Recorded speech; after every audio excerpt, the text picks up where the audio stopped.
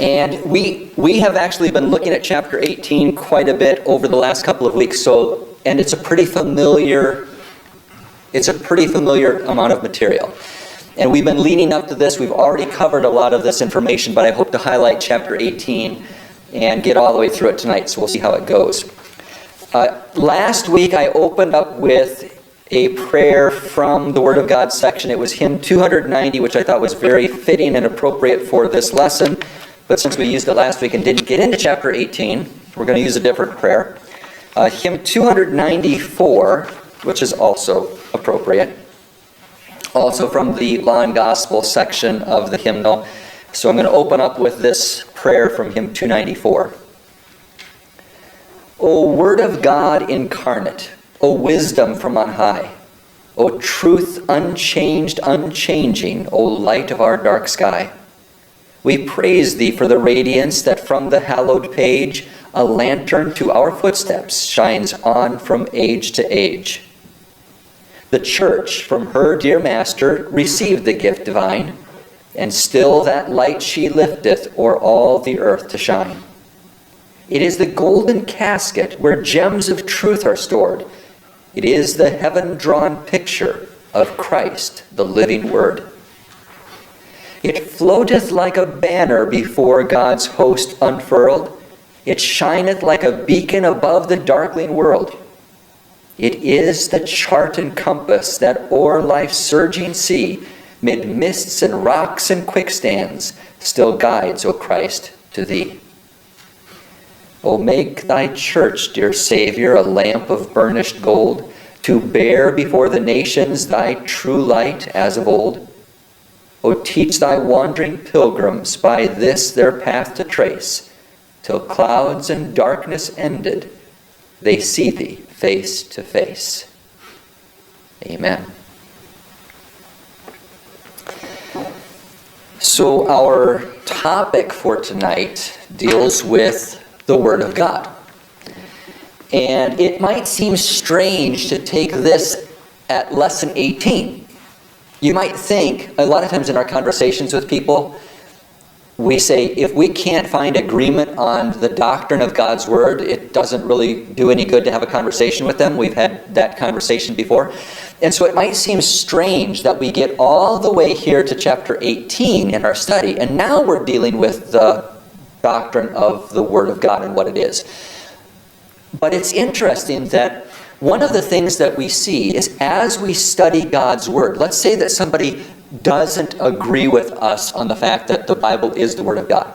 And we go through and they're willing to study the truths of God's Word. As we study these things, the more they come to realize the Holy Spirit is working in their hearts to bring them to an understanding of what God's Word really is. Just like that person that I mentioned about the doctrine of creation and evolution that said, no, I can't accept that to begin with. We get to the end of the study, and he had come to that realization, yes, that is true, simply by seeing how God's message and his word was fulfilled. So that's one of the reasons why we come and pick that up at near the end of our study, is because he has demonstrated his word to be all of these things as we go through the study of it. So we're going to ask and answer 4 questions. Dealing with the Word of God in this lesson, we're going to ask and answer the question, how? How did we get God's Word? That's going to take us through A, B, C, and D. And then, A, B, and C. And then when we get to D, we're going to ask the question, what? What is God's Word? We get to letter E, and we're going to ask the question, when? How long does God's Word last? How long does it endure? And then finally in section F, we're going to ask the question, why? What is the purpose behind God's Word? Why is it given to us, and what does it actually accomplish? So you can kind of keep that in mind as we go through these first couple parts of this lesson. Question number 1, how? How did we get it? Is A, B, and C. And we divide it to begin with into 2 major parts. God's Word can be divided into 2 sections. What are they? Okay, that is true also. Those are the 2 doctrines of the Bible. But what are the 2 parts of the Bible? Old and New Testament. Now, the Old and the New Testament they're very different. The Old Testament, we will substitute OT there for our Old Testament, is a period of about how many years? Covers how many years, the Old Testament? 6,000. 6,000 is a good number, but the 6,000 includes the second half. 4,000? 4,000. So if you do the math, start off with Wade's number 6,000, subtract out the 2,000 from now, going back to the time of Christ, you're left with 4,000 years before that. So we're going to put an estimate of about 4,000 years here for the Old Testament. Our New Testament number is a little bit easier because the math works out. We have 2,000 years going backwards. Both the Old and the New Testament point to one thing. What is it? Jesus. Yeah. And I like to diagram that or illustrate that with the cross. So the whole purpose for which God gave the Old and the New Testament is to point us to what Christ has done for us, which culminated at his death and his resurrection. Now there are some differences between this is one similarity. The similarity is that they all point ultimately to the cross, both the Old and the New Testament. But now there are some differences between them. Not only the years, 4,000 years in the Old Testament, 2,000 in the New Testament, but there are also some differences in the individuals that God used in order to write these two parts of the Old and the New Testament. What do we call, or what name is ascribed to the authors, the writers of the Old Testament? Some prophets. Okay, let's give them that entire name, prophets. Sometimes we call Jesus described the writers of the Old Testament as Moses and the prophets. That was the way that it was described, the whole Old Testament. In contrast, the writers that God used in the New Testament would be called what? The apostles. Apostles. We need to add something to that. Another group of individuals that God used to write or pen the pages of the New Testament. Just disciples. That's a good word. That would be a broader term that would incorporate both of these. So let's just go through the first 4 books of the New Testament. What are they? Matthew, Mark, Luke, and John. Which of those 4 individuals that God used to write the 4 Gospels, who were apostles? Matthew. Mark, John. I heard all 4. Matthew and John. Matthew and John were both called to be disciples and then sent out by Jesus as apostles. Now there's a narrow sense of the word apostle and a broad sense. Luke and Mark were not part of the 12. And the Bible gives them a different title. Now this is also true of these guys. But what do we call Mark and Luke? Deacons? No. Deacons would have been Stephen and some of the others. You're going to kick yourself once I tell you what it is. You should know this. You do know this. I know you do. Evangelists. Evangelists. There we go. The word evangelist comes from the Greek word euangelion, to preach the good news. So an evangelist is a person who is preaching the good news. That's why the apostles are also evangelists. But there are some evangelists that were not specifically apostles, called by Jesus as the 12 and then sent out in the same way that the 12 were. So we call these writers of the Old and New Testament the prophets of the Old Testament, apostles and evangelists in the New Testament. A couple of differences. Yes? I hope I'm not sidetracking too much. But so, right at the beginning of Acts, they replace Judas. Is the guy who replaced, what was his name again? Matthias? Was Matthias considered an apostle? Yes. Was he taught Yes. specifically by Jesus? Yes. In fact, if you read in Acts, it tells us that they had qualifications for the individuals that were selected to be chosen from. And there were 3 qualifications that are laid out. They had to be with Jesus from his baptism all the way through, and they had to be I guess maybe two qualifications. They had to be a witness of his death and of his resurrection, just like the apostles were. So they were a part of that inner circle, not the same inner circle that the 12, but they were there and they were present to be able to witness all of the same things that the 12 apostles did witness. So then how can Paul be considered an apostle? He was taught by Jesus, yeah, but he wasn't there. That's why, because Jesus directly called the Apostle Paul on the road to Damascus and is called an apostle. So it's interesting when you talk about the 12 apostles, it's kind of like the 12 tribes of the Old Testament. There's different names that can be included in that. And you can have the 12 apostles that includes Paul and not Matthias, others that would include Matthias but not Paul. But the number 12 stands there. The number 12 is an important number because it's descriptive of the church. And so Barnabas is called an apostle in a couple of places. The Apostle Paul is called an apostle. There are others that are also called apostles in a more broad sense. But when it's used in the New Testament, in the Gospels in particular, it's used of the 12. So it is an interesting question to go into. Languages. What language did God use to record the Old Testament? Hebrew. Now this one has a two-part one also. Hebrew and Greek. No, not Greek. Aramaic. Aramaic, good. Hebrew and Aramaic. There are only a couple of parts of the Old Testament that are written in Aramaic. Part of Daniel is written in Aramaic. Aramaic was the language that Jesus would have spoken during his ministry. Hebrew sort of died out during the Babylonian captivity. And it took on a life of its own. It kind of assimilated into the other cultures during the Babylonian captivity. And what came out of the Babylonian captivity was Aramaic. So the rest of the Old Testament books were still written in Hebrew, but there are portions that are written in Aramaic for a purpose because that was the language that would have been used by Daniel and others in that time frame. And then Dave mentioned Greek.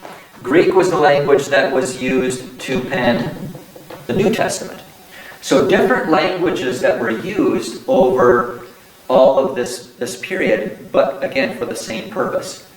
Now, one other interesting difference. The New Testament, we have a period of the New Testament, 2,000 years, but the time in which God actually recorded the books of the New Testament is a very short period of time. And that was from so if we have 0 here on our chart, the earliest book of the New Testament is written about 40 AD. And the last book of the New Testament to be recorded is about, anybody have a guess? 100 AD. That was 1st, 2nd, 3rd John, the Gospel of John, and the book of Revelation, all written by John, 5 books. And they were all written just a little bit before 100 AD, which means that all of the books of the New Testament were written over a period of how many years? Somebody do the math. 60. You got to do the math. See, 100 minus 40, so you get 60 years. That is a very short period of time, isn't it? That's one person's lifetime. So the John, that's the Apostle John. The Apostle John, right. The Old Testament, the last book of the Old Testament to be written was the book of Malachi. And that was written about 400 BC. Now, the question is, how old is the oldest book? And when was it written?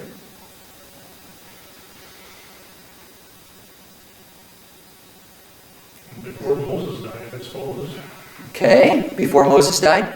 Would that be around like 500 or 600? Well, let's start off with what is the oldest book?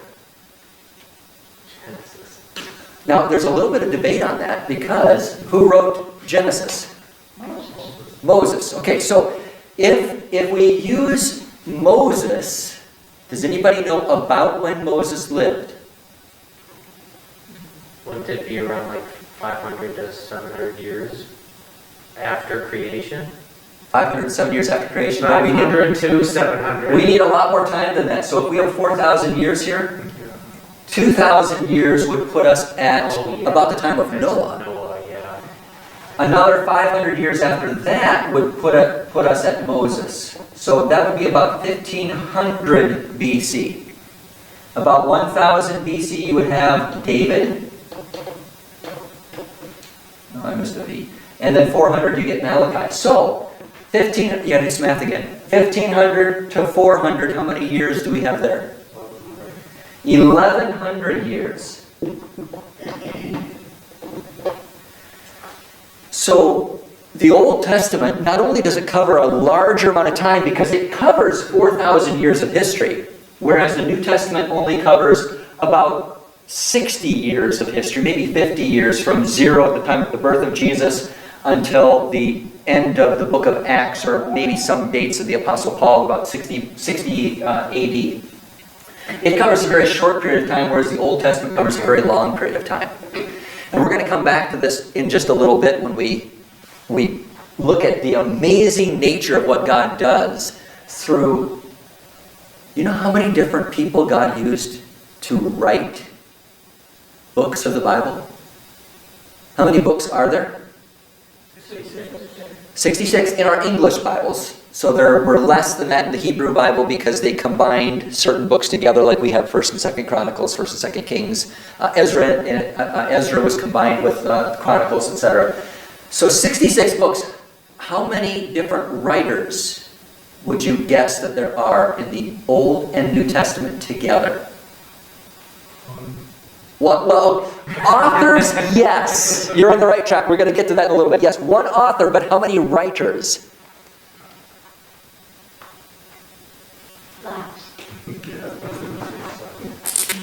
Just give me a number. Give me a 40. 40 is actually right on.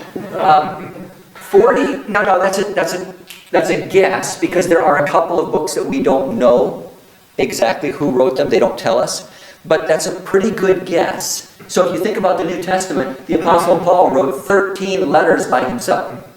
So if you start with 66 and subtract 12. So you have to keep one because he wrote one of them. But already you're down quite a bit. And then Moses wrote 5. And you have the Psalms. Now, the Psalms add authors because you have David, you have Solomon, you have Moses. He's already counted. And then you have the sons of Korah and Asaph and a few others. So we add a couple of extra authors in there. But when you start adding them, subtracting the books and the different authors, you get about 40 different people that wrote over a period of 1,200 years on different continents using different languages in different cultures. And yet every single one of these, this takes us back to the amazing miracle of what we're going to cover in the next section, what we call verbal inspiration. This is how we know that this one book, which incorporates these many different human writers, all has the same message. It's an amazing thing. There is no other book anywhere like it in the world that has so much unity in spite of the diversity of the background of the individuals that God used to write these different books over such a vast amount of time. No other book like it anywhere in the world. So we'll get into that a little bit, but this kind of helps to lay the foundation for the doctrine that we call verbal inspiration. So any questions on A or B on the first page? This covers the writers of the Old Testament, the writers of the New Testament.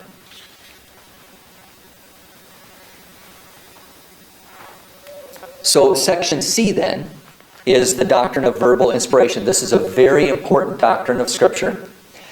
And inspiration has, the literal Greek word is breathed into. And this goes to Charles' point. How many authors of the Bible are there? One. There's one author, but there are about 40 different human writers. So, we do a little practice. You get a sheet of paper out, you get a pen out, and I tell you to write something down.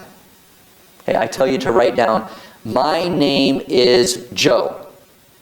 Joe went to the store. Joe bought hamburger. So I tell you this whole story, you're writing it down. Who's the author of what you have written down? You. I am. But who are the right? Did I write anything? I didn't write anything. You wrote it down. So imagine if I gave each one of you a different story to write down. I'm still the author of it, but you are the writer. So there's a fancy name for that. There's a non-fancy name for it too. The non-fancy name is a secretary. The fancy name for it is an amanuensis. An amanuensis was a secretary, a person who wrote down dictation by somebody else. So the Apostle Paul had an amanuensis. He had Silas and others who were writing the things down that he was dictating to them, and then he would send it out to the churches. The Old Testament prophet Jeremiah had an amanuensis, or a secretary. His name was, does anybody know? You get bonus points if you get this one. This is a Bible trivia quiz answer here. If you were Catholic, you'd figure it out, because they have a book named after him. His name was Baruch. Baruch is mentioned a couple of times in the Old Testament. He wrote down the things that Jeremiah dictated to him and recorded those things. So there are a lot of times where we see examples of that in a human way, but that's the exact same illustration that we have here, where the Holy Spirit was dictating the very words to Paul or to Moses or to Isaiah or to Mark, and they were writing those things down. And sometimes people say, well, I'm going to give Dave the idea. I'm going to give him a writing prompt. I'm going to tell him, I want you to write something about Joe going to the store, and you make it up. And some people say, well, that's what God, the Holy Spirit, did with Isaiah. That's not what God did with Isaiah. God gave Isaiah the exact words that Isaiah wrote down in his case, in Hebrew, or with the Apostle Paul in Greek. So the very words that we have in the Old and the New Testament are the very words that God gave. He breathed them out and into those holy writers. So we can be certain that what we have here is not man's word, but God's word. It is without error. It has no mistakes. It is accurate in connection with history and geography.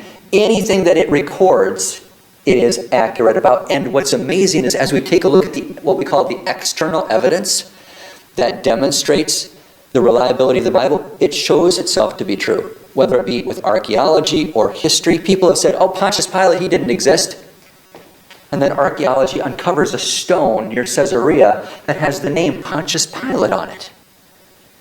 Or they'll say, this city that plays such an important part of the Old Testament, the city of Jericho that's mentioned both in the Old Testament and the New Testament, we have no evidence that this city ever existed. And guess what they find? The city of Jericho. And not only do they find the city of Jericho, but they found that it was destroyed exactly in the way that the Old Testament said that it was. They found a section of the wall that hadn't been destroyed, it hadn't fallen down. They find food within the jars of the houses in Jericho, meaning that it wasn't a long siege. It was a very short siege, maybe 7 days worth. All of these things demonstrate the reliability of the scriptures in areas of history, geography, science, and other ways. So verbal inspiration is the doctrine that we have that says God is the author, but he used human beings in order to record his word in various ways, times, places, and languages in order to communicate those truths to us. And so, because that's true, you look at the last point under C, and that's an important statement. The Bible is the Word of God. If you take a look at some statements of faith on church websites, and they have a section that talks about the Bible and what the Bible is, a lot of times you'll see, they have a neat statement about the Bible there, and it says, the Bible contains the Word of God. You say, that's wonderful. They believe that it's God's Word. The Bible contains the Word of God. Doesn't say that it is. What's the difference? They A don't. big difference. Okay. I have a glass of water. And I take this glass and I pour a bottle of water into it. And then I add a cup of dirt. And I offer it to you to drink. And I say, Dave, this glass contains water. And that's true, isn't it? But that's different than the fact that it is. What is in it is water. That means it's only water. It's not more than that. It's not mixed with something else. It is God's Word. So the idea of the Bible contains God's Word, it sounds good on the surface, but it leaves it open to the fact that there are parts of the Bible that are not God's Word. And that's where you get into the problem. So that last point there, the Bible is God's Word, does not contain it. It does contain it, but it's more than just containing it. It is it. That is an important qualifier as opposed to many churches today that only believe that it contains God's Word. Thomas Jefferson believed the Bible contained the Word of God. But he also went through and cut out all of the sections that he thought were not God's Word, and he had a much smaller Bible as a result. Okay, any thoughts or questions on C? Verbal inspiration. Same way as the Lord's Supper. This is. Right. And is a very important word. It doesn't just represent or symbolize, it is. There's a reason for that word. Yeah. Okay. Any other thoughts on A, B, or C? D gets into our next question. What is the Word of God? We found out how we got it through these various human beings that the Holy Spirit inspired to write these different pages and books of the Old and New Testament. What is it? And you'll notice that the study here points out the three main things. It is true, it is clear, it is sufficient. The fact that the Bible is true is a very important one. It kind of goes back to the idea of contains again. The Bible contains truth is not the same as the Bible is truth. And think about a couple of familiar Bible passages. Jesus said, "Sanctify them by your truth. Your word contains truth." Oh wait, that's not how the passage goes, is it? Your word is truth. In other words, they are one and the same. They can't be separated. It's not just a mixture of other things. It doesn't just contain truth. It is the truth. And the truth is the Word of God. So God's Word is truth. We have that passage listed down there. And then another passage from Jesus in John 10. The Scripture cannot be broken. It cannot be proven false. It is true. And it is not mixed with error at any point anywhere along the way. When it says something, the problem, if it seems to be not true, the problem isn't with the Word. The problem is with our understanding of history, of science, or maybe even of God's Word. But whatever God's Word says, historically has always been proven to be true sooner or later. Maybe we don't see all of the things that we would like to see today, but sooner or later God will reveal that those things are true and are demonstrated to be true in other ways and other forms. We have examples of like the creation and evolution debate, issues regarding archaeology or historical figures and who those figures are. There's all kinds of questions that people have had throughout history. And again, little by little, God continues to reveal these little things that show the Bible to be true. So it is true. Number two, it is clear. We talked a little bit about this last week where people say, well, I don't want to spend time studying the Bible because you just can't know for sure which one of the churches is really true, which one of them is right, which one has the proper understanding of God's Word. And they'll say, well, the Bible is unclear. It's uncertain. And so since it's unclear and uncertain, then I'm not going to spend the time studying it.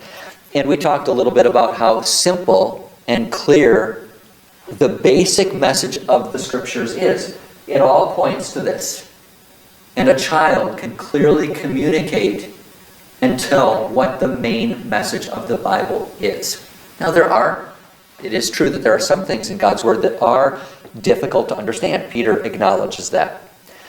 But again, going into the study of God's Word, God promises to reveal a lot of those things to us. There's some things that we are not going to completely understand until we get to heaven. But that doesn't make the message itself unclear.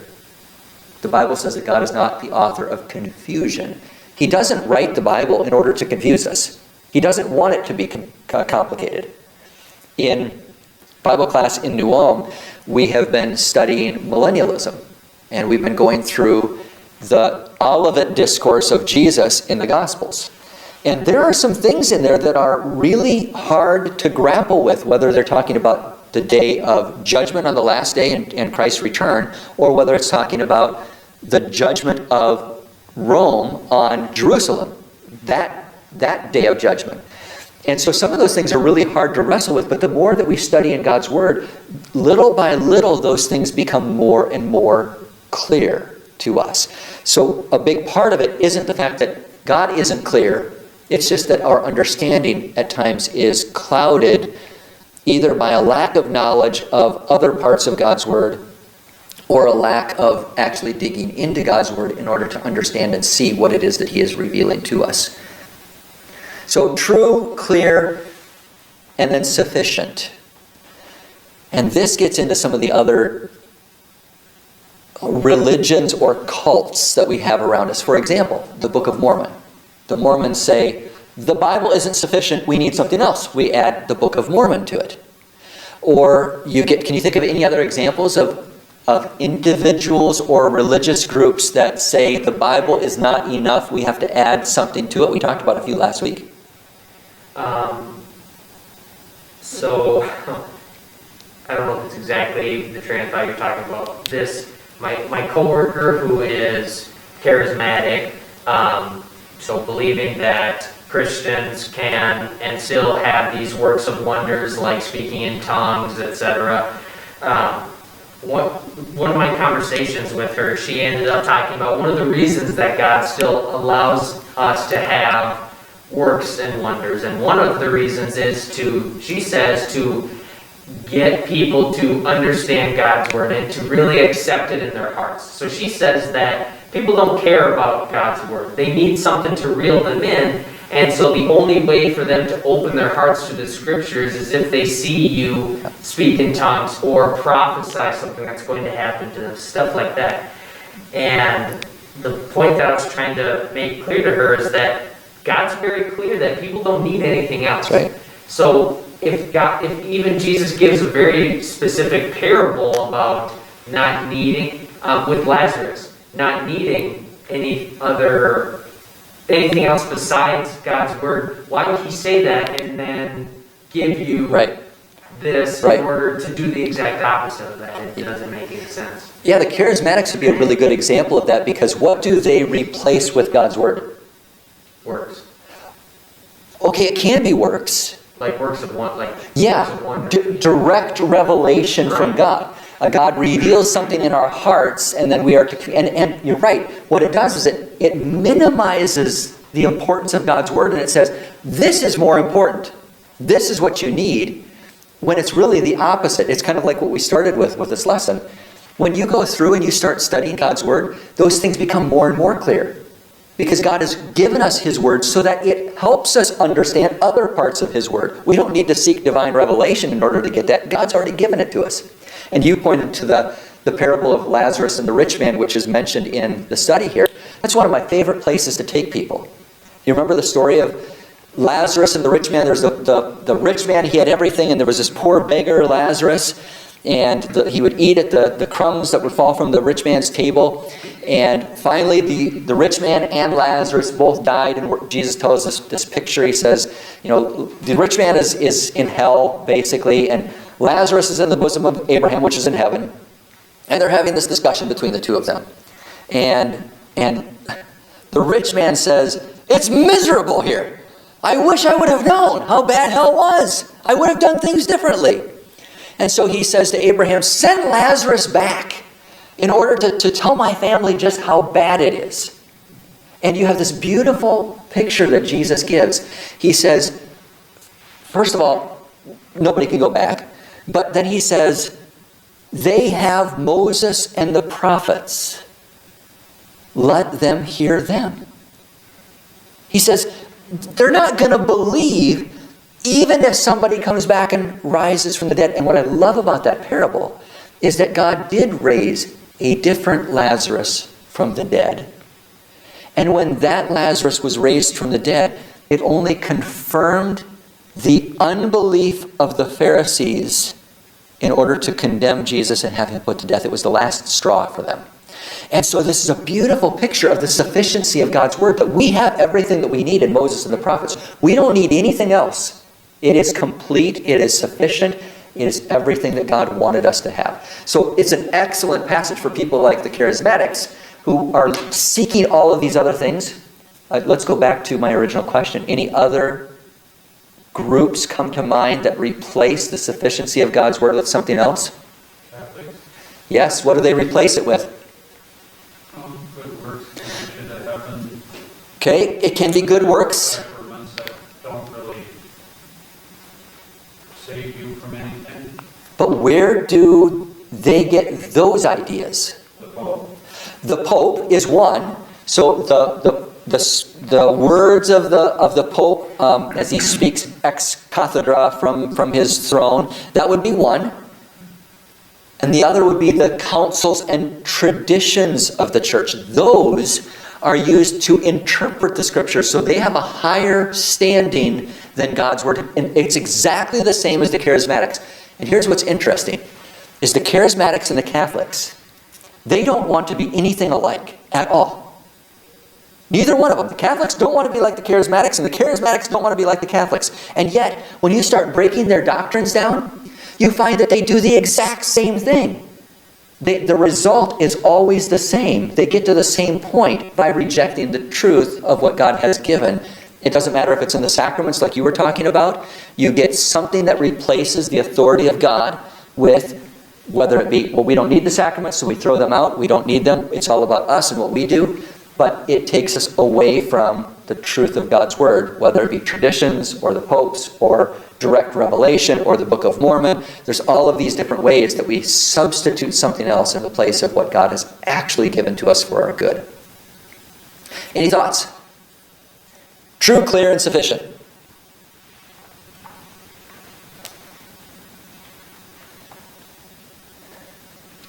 Letter E, when? How long does this whole thing last? You could probably put a how in there also. But one of the most beautiful things about God's word is the fact that it's clear in the scriptures. You think about the Isaiah passage that's listed there. The flowers, the grass, we have examples of those things growing up and then withering and dying. He says those things are going to rise, they're going to wither away, but God's word abides forever. It doesn't wither, it doesn't fade away, it doesn't disappear, it doesn't lose its value. God has given us his word, and his word will endure and last forever. So you have the passage there at the end. It's quoted, the Isaiah passage is quoted by 1 Peter in our study. The grass withers, the flower falls away, but the word of the Lord endures forever. And this is the word which by the gospel was preached to you. It's the hymn that I used last week for our prayer. That's why I thought it was so fitting in connection with this particular study. By empires banned and burned, by pagan pride rejected, spurned. The word still stands, the Christians trust, while haughty empires lie in dust. That hymn points out how throughout the history of God's revealed word, people, individuals, powerful people, empires have sought to repress and to wipe out God's word. When Jeremiah was sent by the Lord to King Zedekiah with a message, King Zedekiah took it and he read it. He didn't like what it had to say, so he crumpled it up and he threw it in the fire. And God said to Jeremiah, go back home and rewrite it. And so he writes it, and it becomes part of our word. But you have all these periods, this is in the Old Testament, where people tried to do away with God's word. When you get to the New Testament, following the New Testament, we have all kinds of examples of pagan emperors who sought to get as many of these pages as they could in order to destroy them. You kind of think about the Reformation and how the popes of that time, using their secular powers, sought to gather up all of the writings of Huss or others and destroy those things. Wycliffe, even before that. So throughout the history of the world, there have been many people who have sought to wipe out God's word. And what does God tell us? They can try, but they won't succeed. God's word will endure forever in spite of all of the enemies against God's word. The Bible is the one book that is found in more languages than any other book anywhere in the world. It's been translated into dialects that no other books have been translated into, and it demonstrates the endurance of God's word, that He is behind it, He is the one preserving it, and He is the one who is there spreading it through His people so that others might know what we get into in part F, and that is, what is the main point of all of this? Why has God given us His word? And that's to take us back to the cross, to point us to what God has done for us. And it's only in God's word that can be found.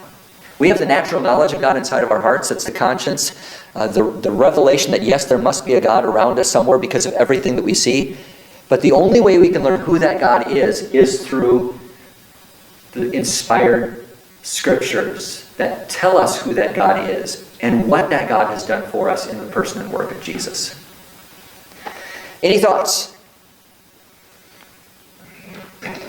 Really quickly before we get to the discussion questions, I had a friend when I was down in Atlanta, a very good friend, a mentor of mine, that kind of gave me this illustration, and I've never forgot it. The external evidence that we have for God's word, that we know that God's word is from Him.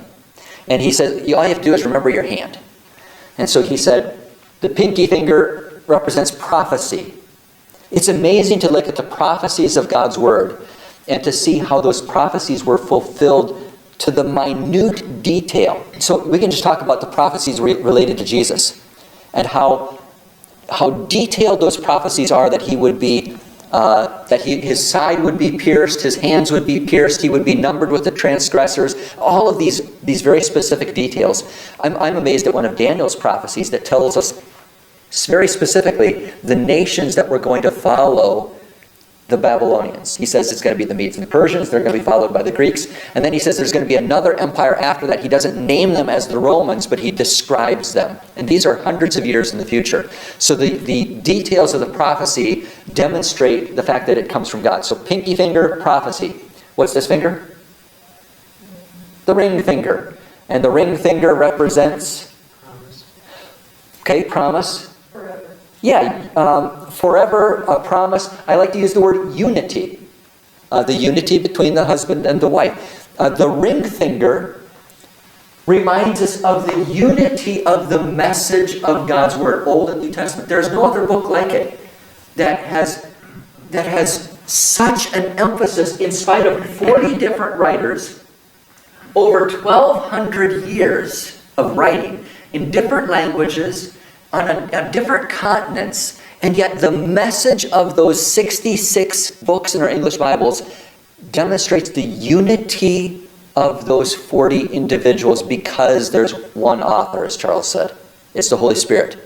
And so it demonstrates the unity of the message of those different holy writers. This finger, sometimes we call it the big finger or the middle finger. The middle finger, since it is the big finger, it reminds us that the Bible answers the big questions of life. Who am I? How did I get here? Where am I going? Why am I here? These are all questions that every human being has. And there's religions in the world that give answers to those questions, but they're not very good answers. The Bible gives good answers to the big questions that we have in life. So the big finger or the middle finger, the big questions. Next finger, what do we call this finger? Index finger. This is one of my favorites. The Bible is a historical index, or it's an index to history. The National Geographic uses the Bible in order to locate cities in the ancient world because it's so accurate in connection with the history that it represents. So it's a historical index. It has been used to find all kinds of cities and locations and places. So a history index. Thumb, we call it the thumb. Think thumbs up. The way that he illustrated this is that thumbs up changes lives. If you think about the old gladiators, if you've seen the movie Gladiator, the people that were put when they would do their gladiatorial stuff there, when they were done, the emperor would either give a thumbs down or a thumbs up. If it was thumbs down, you know what that meant? Off with his head, he's done. If he did thumbs up, that said, hey, that's good, he lives. So the Bible gives us a thumbs up. It changes our lives. When individuals, it doesn't matter how colorful or ugly the person's past has been, when a person comes to know Jesus, it changes that person's life. It can't help but change our lives. As we study the Word of God, we see how the Word of God changed lives. Michael and I were just studying this past week. Saul of Tarsus, one of the greatest enemies of the church in the New Testament. And God reveals himself to him on the road to Damascus, and he gives him a thumbs up, and it changes his life. He is no longer Saul of Tarsus, the persecutor of the church. He is now the great missionary to the Gentiles, and he dedicates his life to that purpose. So thumbs up changes lives. Now, we've only got 5 fingers, but there are 6, so we have a problem for those of you who only have 5 fingers. You take the 5 fingers and you put them into a fist, and it reminds us of the supernatural endurance of the Bible, of this very point that we were talking about in letter E.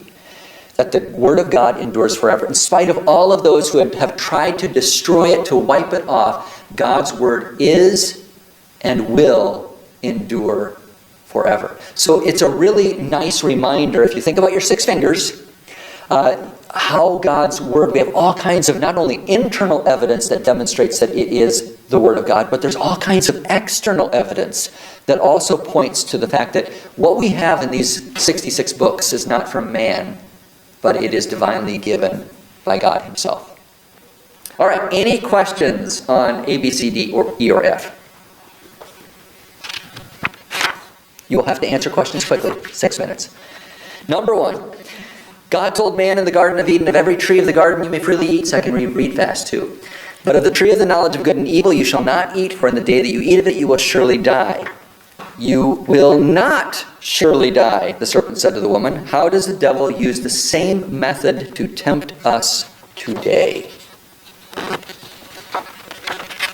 That our sinning isn't as bad as the Bible makes it seem. Okay, It feels good, so it must be good. So if the Bible says it's wrong, then that's not. So ignore what God has said, right? Because I've got something better for you than what God has for you. Okay, that would be one way. It's in. What's that? Yes, he sows the seed of doubt. Did God really say? Satan started off with. So it sows that seed of doubt to begin with, and then he comes out with a blatant lie at the end. You will not die. God is withholding something from you. He's the bad guy. I'm the good guy. That's the way that he turns things. But he starts with that seed of doubt to begin with. He doesn't start off with, God's the bad guy, I'm the good guy. If he would have started off there, I don't think Eve would have believed him. But he started off by sowing those little seeds of doubt to begin with, and getting her, it does look good. Yeah, I should be able to eat those, all of these things that he sows to begin with. And he does the same thing with us today, like Michael said, causing us to think that, God's against us, or God is trying to keep something from us. And that what we want, that's really what's important, as opposed to what God wants for us. What we want is more important and more valuable. Okay, any other thoughts on one? We usually get a good agree or disagree. Here's 2 of them. The Bible is without error when it tells us how to be saved. Do you agree or disagree?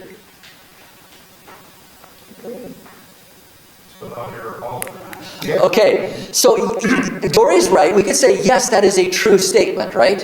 What did Wade say? He said, well, no, it's right all the time.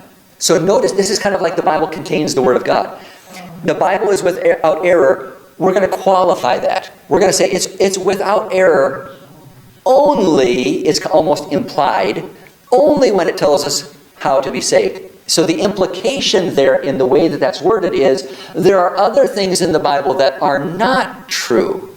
And that is a dangerous, so it is true in the way that it's stated, but it has this implication that there are things that are not true or are erroneous in the Word of God. Good. Okay, number 2, here's the other one. We already talked about this one. The Bible contains the Word of God. So the problem there is, yeah. So there again, that leaves that seed of doubt that there are things that are not the Word of God inside the Bible. Number 3, what guidance could be given to a Christian who says, I don't have much education, so there's no way I can understand the Bible? Michael? Well, the Holy Spirit still works through the word that you're reading, whether you fully understand it, and He also places people in our lives to help us to understand it. Okay. You know what my favorite biblical example is when people bring this up? Acts chapters 3 and 4. Peter, after Pentecost, he and John are in the temple to heal the lame man. They see the lame man. The leaders throw them into jail. They question them. And the next day when they find out who they are, they said, these are uneducated and untrained men. How can they do this kind of stuff? Where do they get this knowledge? And it goes to Michael's point that it's what made the difference with Peter and John. These were fishermen. These were low-class, unrespected individuals in their society. And yet, look at what they did. Look at what they accomplished. Look at what they said and the way that they said it. It was the Spirit that changed them. It was the Spirit who gave them the words to speak and to proclaim and to encourage and to support and to admonish. It was the Spirit who was working. So it's not about us. It's not about our educational level. It's about opening up God's Word and letting the Holy Spirit bring us to an understanding of what He has revealed. Any other thoughts on 3?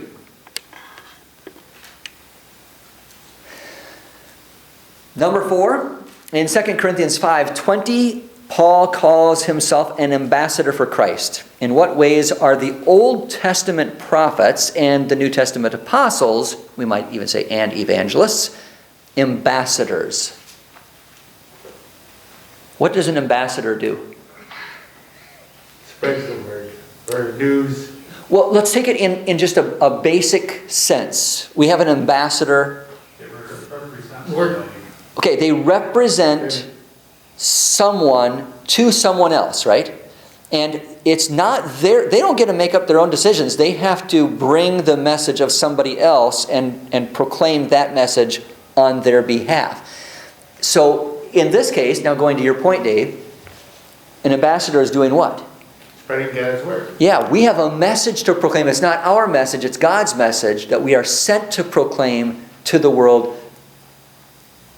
And we are representing Him as we do that, not only with His Word, but also who He is. We want to be respectful in the way that we do that also, so that we don't bring mockery or some other way of looking at God that's negative upon Him. So, you know what happens to an ambassador that doesn't do what an ambassador is supposed to do? He gets replaced. Or at least he should. They should. So I was learning a little bit about reading a book on John Quincy Adams, and he served as an ambassador, one of the greatest ambassadors for our country in one of the most difficult times early on, and did a fantastic job, which then caused him to become the 6th president of the United States. But when you don't do a good job, they find somebody else who's going to do a better job in your place. We might feel unqualified, ill-equipped to do the work. But like Michael said, it's the Spirit who is at work in us in order to use us for that purpose. All right, any other thoughts? Next week, chapter 19, we'll take a look at the other 2, Charles, the ones that you were talking about. Okay, the 2 doctrines of the Bible. What's the answer to why? To why? Oh, the answer to why is it points us to, so that we know about Jesus. Yep. So there's two passages that are listed there, two of my favorites, John 20:31. These are written. Why? That you may believe that Jesus is the Christ, the Son of God, and that believing you may have life in His name. So the why is so that we might believe and have life. Sorry, I didn't get back to that. I got distracted by my 6 fingers. So next week, the forgiveness of sins, we'll go into that, law and gospel. And then we are on to chapter 20 with eternal life. So we're down to the last two chapters in this study. Anything else before we close? We'll close with the blessing of our Lord. May the grace of our Lord Jesus Christ, the love of God the Father, and the fellowship of the Holy Spirit be with you now and always. Amen.